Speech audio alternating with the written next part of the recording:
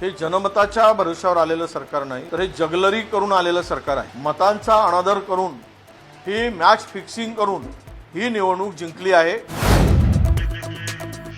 भाऊ, राहुल गांधींनी आज लेख लिहिलेला आहे। अनेक आरोप केले आहेत। निवडणुकीमध्ये मोठ्या प्रमाणात मतदान वाढलं, टक्केवारी वाढली, नवीन मतदार वाढले, त्याचा फायदा भाजपला। ते खरं आहे ना, महाराष्ट्रामध्ये आलेलं हे सरकार हे जनमताच्या भरोशावर आलेलं सरकार नाही, तर हे जगलरी करून आलेलं सरकार आहे। हे जगलरीचं सरकार आहे। मतांचा अनादर करून आणि ही मॅच फिक्सिंग करून निवडणूक आयोग आणि महाराष्ट्रातील तत्कालीन ज्यावेळेस महायुतीचं सरकार या सर्व यंत्रणांचा वापर करून ही निवडणूक जिंकली आहे। ही जनतेच्या भरोशावर निवडणूक जिंकली नाही, तर ही निवडणूक मॅच फिक्सिंग आणि बेईमानी करून जिंकली। हे आता लपून राहिलेलं नाही आणि हेच राहुल गांधींनी सांगितलेलं आहे।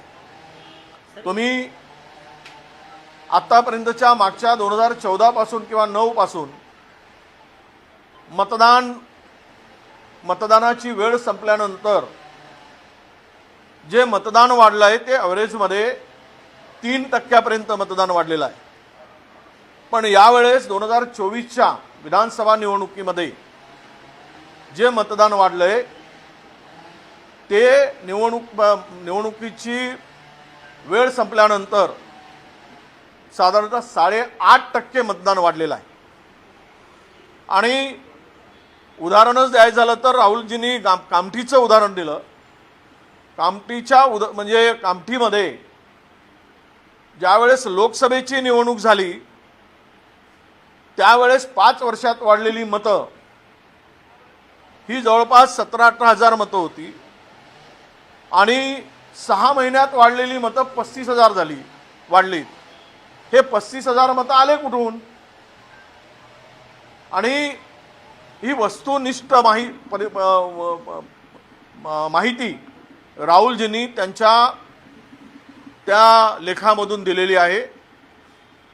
त्यामुळे तुम्ही खुलासा करा।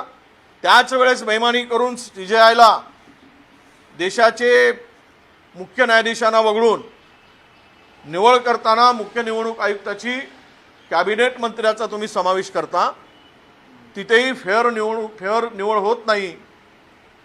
म्हणजे याचा अर्थ असा होता की तुम्हाला महाराष्ट्रामध्ये निवडणूक जिंकण्यासाठी बेईमानी करायची होती आणि ते तुम्ही करून निवडणूक जिंकलात। हे जे काही मांडले राहुलजींनी हे सत्य मानलं आहे। याचा खुलासा तुमच्या दम असेल तर करा।